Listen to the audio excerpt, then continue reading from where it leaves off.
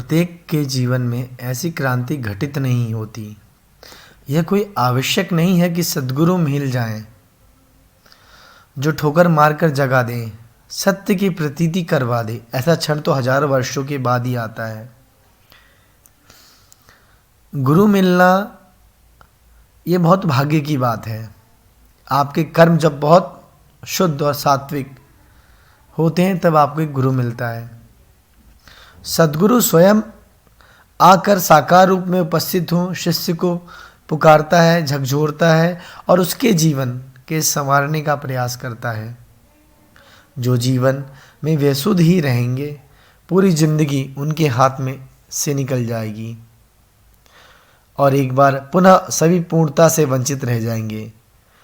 पूरी जिंदगी उनके हाथ से निकल जाएगी और एक बार पुनः वह वंचित रह जाएंगे। वही क्षण जीवन का सौभाग्य क्षण होता है, सर्वश्रेष्ठ क्षण होता है, जब हमारे मृत प्राय जीवन में ऐसे व्यक्तित्व का पदार्पण होता है जिसका हमारे ऊपर पूर्ण अधिकार हो, जो हमें अपने प्राणों का अंश मानता हो, जो हमारे मिथ्या भ्रमजाल को तोड़ने की सामर्थ्य रखता हो, इस मृग तृष्णा से निकालकर उस परम सत्य परम तत्व से एक साक्षात्कार करने की हिम्मत कर रखता हो। और यह नींद से जागना भी ज्ञान को प्राप्त करना है, अपने आप में चेतनता को अनुभव करना है, और यह जागना ही है परम सत्य से परिचित होना।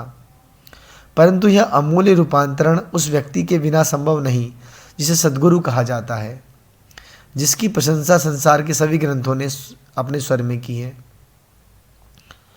प्रकृति रूपी गुरु, जन्म लेते ही बालक से गुरु का संबंध हो जाता है। प्रकृति को गुरु ही माना गया है। पशु पक्षियों के बच्चे प्रकृति में ही जन्म लेते हैं। प्रकृति रूपी गुरु उनका सीधा संबंध जुड़ जाता है और वह कुछ समय में ही अपने पांवों में खड़ा हो जाता है, विचरण करने लग जाता है। पक्षी पंख फैलाकर उड़ने की क्षमता प्राप्त कर लेता है, पर मनुष्य को कई वर्ष लग जाते हैं इस क्षमता को प्राप्त करने में, क्योंकि वह प्रकृति से कटा हुआ है, शुद्ध प्रकृति से संबंध नहीं जुड़ पाता। प्रकृति रूपी गुरु की थपथपाहट उसे अनुभव नहीं होने देती।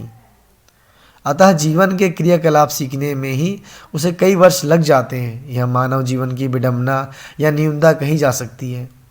इसलिए स्वीकारा गया है कि जिसने प्रकृति को समझ लिया, आत्मसात कर लिया, वह सद्गुरु को भी समझ सकता है, क्योंकि सद्गुरु महाप्रकृति से संभव जोड़ देते हैं, संपर्क स्थापित कर देते हैं। कैसे मिलन हो गुरु से?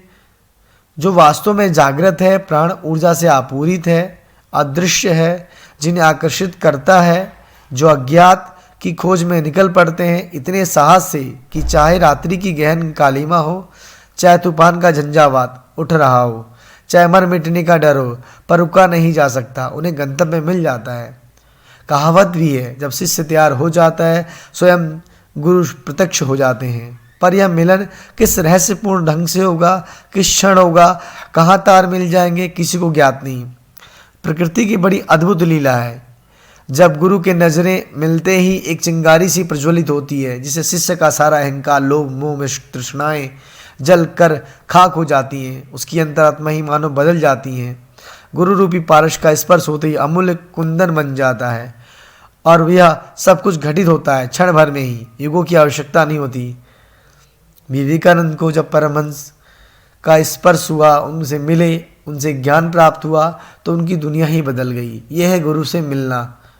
ऐसा ही सद्गुरु शिष्य की अंतर शक्ति को जगाकर उसे आत्म आनंद में रमण कराता है।